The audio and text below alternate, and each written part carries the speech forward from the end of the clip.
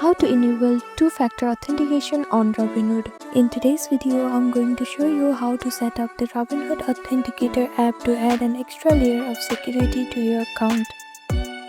First, make sure you have downloaded Robinhood app on your phone. If you are an iPhone user, you can download it from App Store, and if you are an Android user, you can download it from Play Store.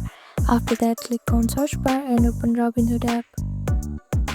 Now make sure to log into your account. Then tap on the person icon at the bottom right corner and it will open your account menu. Then tap on settings, or you can also see this 3 line on the top left corner. Click on it. Here click on the settings option. Now in security section, find two-factor authentication and tap on it to enable it.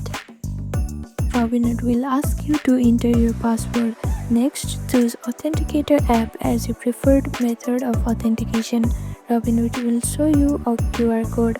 Open your Authenticator app like Google Authenticator or Authy and scan the QR shown in Robinhood. Once scanned, your Authenticator app will generate a 6-digit verification code. Enter this code into Robinhood to confirm and complete this setup.